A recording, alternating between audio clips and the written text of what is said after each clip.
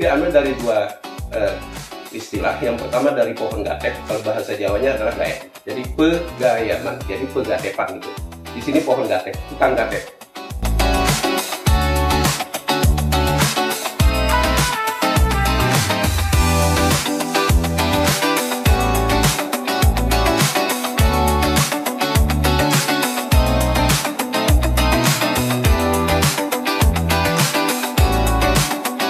Desa Pegayaman di Kabupaten Buleleng, Bali berada di lereng Bukit Gitgit, satu di antara jajaran perbukitan yang memisahkan Bali bagian utara dengan wilayah selatan. Jaraknya sekitar 9 km dari kota Singaraja, sehingga tidak sulit untuk mencapai lokasi desa ini, meskipun berada di balik bukit yang dikelilingi kebun cengkeh dan kopi. Inilah suasana Desa Pegayaman. Desa yang dikenal dengan perpaduan budaya Bali dan Islam yang mampu bertahan hingga saat ini.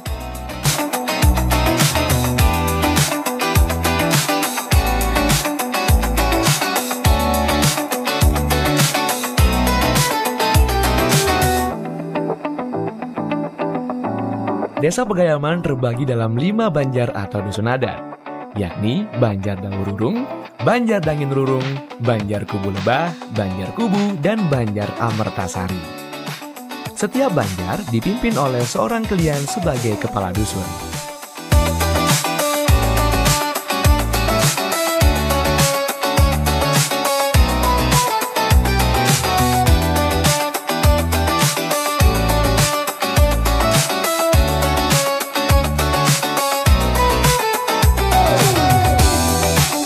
Kehidupan masyarakat di Desa Pegayaman seperti kehidupan masyarakat di Bali pada umumnya. Meski demikian, yang membedakannya hanya tempat ibadah saja.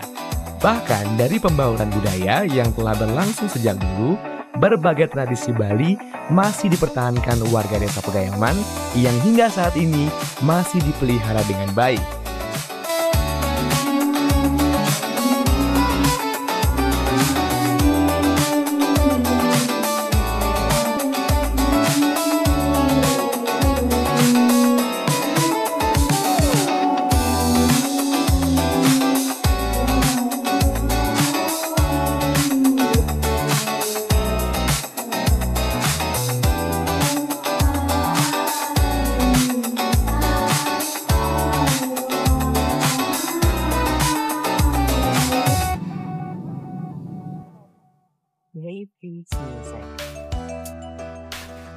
Penduduk Desa Pegayaman berjumlah 5.333 jiwa.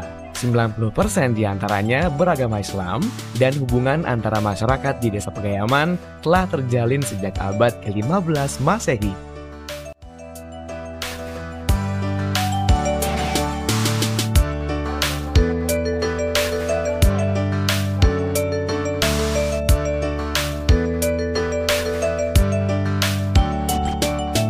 Meski nenek moyang mereka berasal dari luar Bali, warga Pegayaman sudah menganggap dirinya sebagai orang Bali asli. Mereka bertata krama sebagaimana lazimnya orang Bali, berbicara dalam bahasa Bali hingga menggunakan penamaan sesuai dengan tradisi Bali. Wayan untuk anak pertama, Nengah untuk anak kedua, Nyoman untuk anak ketiga, dan Ketut untuk anak keempat.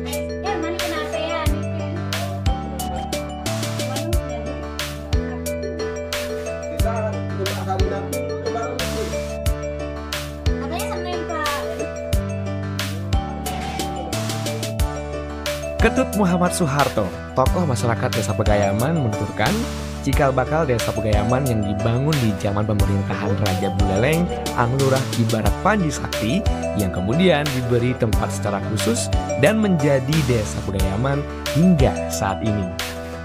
Tentang Pegayaman ini, di tahun 1599, kemudian ada tahapannya di 1611. Di sini ada sebuah kisah Ki Barak Panji Sakti yang pada saat itu beliau sebagai anak raja dalam Sagening diperintahkan untuk ke utara, ke Den Bukit, ke wilayah Panji sebagai desa daripada leluhurnya, Ayu Kasep ibunya. Pada usia 12 tahun, di tahun ke 1611, beliau di usia itu sudah mampu membuat sebuah blueprint untuk Buleleng. Termasuklah di dalamnya itu Pegayaman secara tersirat filosofis di sana masuk di dalam Sumpah Panji Landungnya. Jadi saya mengatakan di sini Sumpah Panji Landung mengambil ibarat yang sama dengan Sumpah Gajah Mada, yang mana Panji Landung ini adalah sosok legendaris yang memang diibaratkan sebagai sosok raksasa yang mengangkat daripada ibarat Panji Sakti. Tapi kalau diambil dari filosofinya adalah sebuah sumpah, yaitu Sumpah Panji Landung. Di sanalah cikal bakal di dalam blueprint terhadap Buleleng ini dari usia 12 tahun Panji Sakti ini meletakkan Pegayaman di sana secara filosofis tersirat dengan akan menguasainya Belambangan pada saat itu. Ketika nanti dia dewasa, dalam blueprintnya itu dia akan menguasai semua yang dilihat dari ketinggian, termasuklah Gunung Raung yang di bawahnya itu ada Belambangan. Ini cikal bakalnya. Kemudian di tahun perjalanan dinamika daripada perkembangan daripada Kibarat Panji Sakti, ketika 1620 membangun kerajaan kecil di Panji, kemudian di 1629 membuat kerajaan di Sukesade, di 1648 itulah ekspansinya ke Belambangan. Jadi ke Belambangan di tahun 1648 inilah membuktikan ikrar Sumpah Panji Landungnya untuk setelah menguasai wilayah-wilayah yang ada di Buleleng. Terakhir, penguasaan terhadap Belambangan yang bekerjasama dengan Amangkurat I dari Mataram Islam, sehingga bisa menaklukkan Belambangan. Dan sepulang dari Belambangan itulah membawa rekrut laskar 100 orang. Laskar beragama Islam yang 100 orang inilah diletakkan di Pegayaman ini. Kisah dari folklore yang berkembang dari orang tua yang ada juga di desa tetangga, desa Padang Bulir, bahwa direkrut 100 orang ini dulu menetap 3 bulan dulu di Padang Bulir. Setelah itu mengatur strategi penempatan di mana kemudian 3 bulan menjelang diletakkan di desa Pegayaman.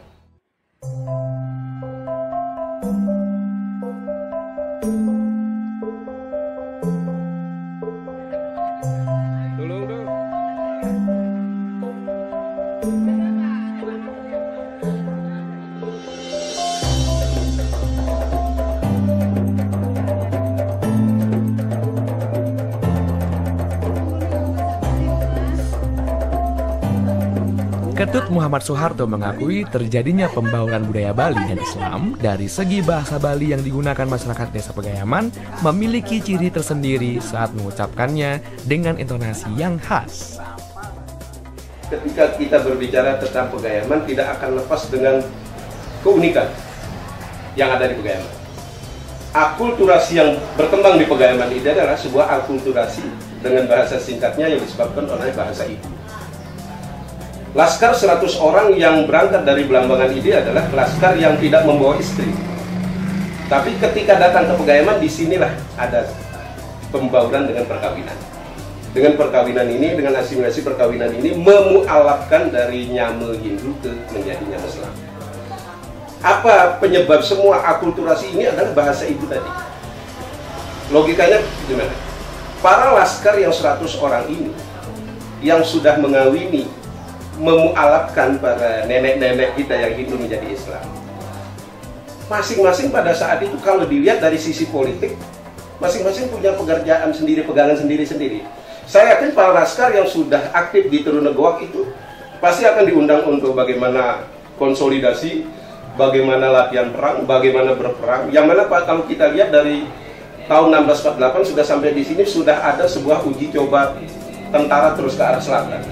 Seperti umpamanya peristiwa Batu Baru di tahun 1651 itu sudah ikut. Ada namanya di sana satu orang Macan Gading. Macan Gading ini adalah pimpinan pasukan yang ada dari Belambangan. Kesibukan seperti inilah tidak sempat akhirnya membina rumah tangga seakan-akan begitu. Siapa yang membina secara utuh adalah nenek kita yang sudah mualaf ini. Makanya tradisi Pegayaman yang ada sangat akulturasi yang tidak dibuat-buat. Betul-betul budaya Pegayaman yang ada di sini itu adalah saduran dari budaya Bali.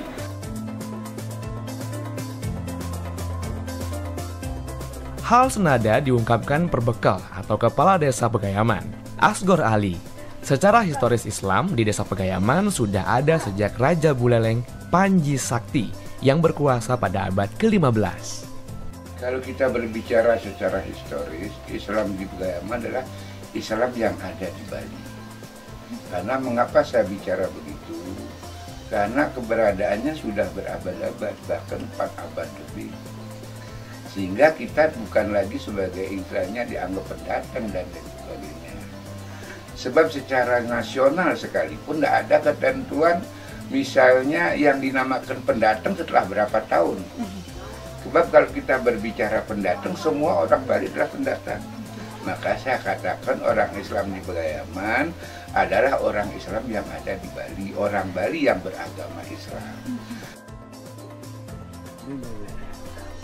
Perbekal Asgor Ali mengakui masyarakatnya masih mempertahankan sejumlah tradisi dan budaya berabad-abad silam yang memiliki perpaduan budaya Islam dan Bali. Makanya keberadaannya sudah, kalau bisa saya katakan 4 abad lebih. Mungkin kalau catatan mungkin ada di mana itu semenjak waktu masih kerajaan Buleleng dipimpin oleh Ki Barak Panji.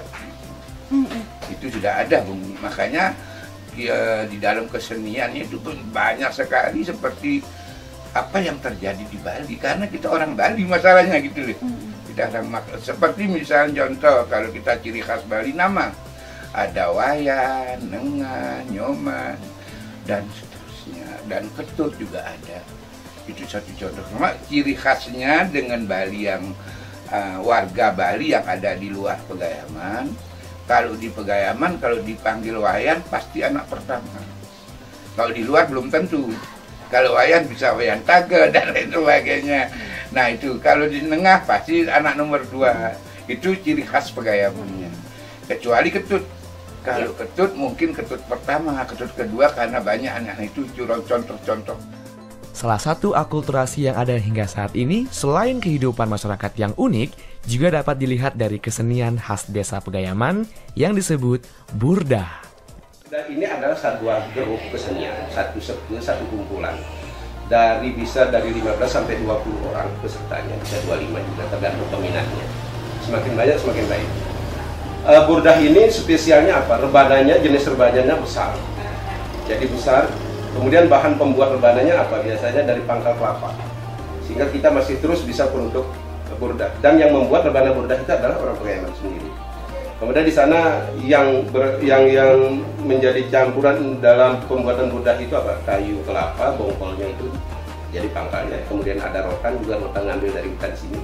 Kemudian ada besi penyengkernya. Kemudian pakai kulitnya bisa kulit sapi dan kulit kambing. Kemudian di dalam pakaian burdah ini adalah akulturatif, pakai lancingan, pakai baju koko kayak kalau bilang pakai baju seperti apa yang di Bali, kemudian pakai lanjut pakai udang. Kalau yang di grup kita jasnya warna hitam, tapi itu di sana ada lantainya, ada garudanya, ada kerisnya di sana sebagai lambang bahwa kita dari kerajaan Belambangan, kerisnya dari kerajaan Buleleng juga. Kemudian garudanya itu sebagai NKRI-nya. Kemudian ada lantai di sana, nanti dilihat di sana adalah lantai penghubung antara dari kerajaan sampai ke negara NKRI. Kita dari kerajaan adalah tindih mati terhadap Raja Buleleng. Ketika sekarang sudah tidak ada kerajaan, tindih terhadap NKRI. Ungkapan-ungkapan itu lalu harga mati.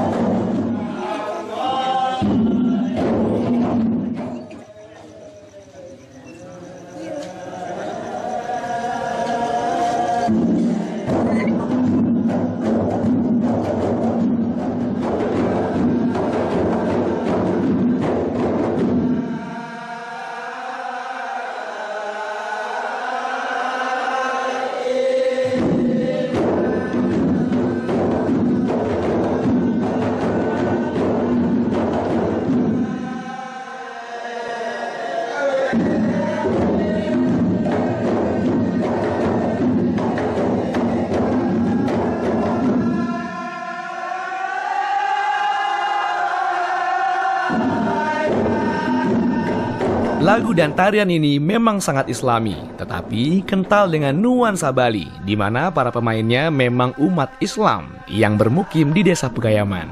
Dan bila kita simak dalam beberapa kalimat yang dilantunkan menggunakan bahasa daerah Bali.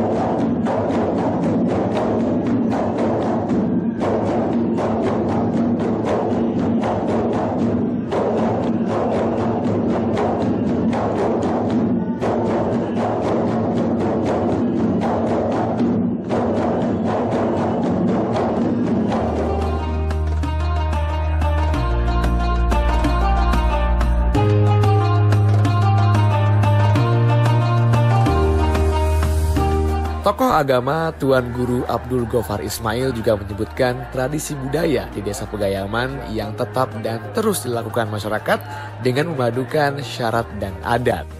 Di Pegayaman ini istilahnya adat berpangku syarat masih memadukan antara syarat dan adat. Syarat itu hukum, adat itu yang ada di sini, jadi itu dipadukan asal tidak bertentangan dengan syarat itu sendiri masih bisa berjalan. Seperti adanya penapian, seperti akan ada hari raya sebentar lagi, ada penyajian, penapian dan penampahan. Itu kan adat luar Islam, nantinya masih diadopsi di tempat sini atau di Pegayaman. Keberagaman tidak membuat adanya perbedaan, justru semakin merekatkan kebersamaan. Akulturasi Bali dan Islam di Desa Pegayaman tentunya memberikan warna tersendiri untuk keragaman umat beragama di Indonesia. Perbedaan itu indah, bukan?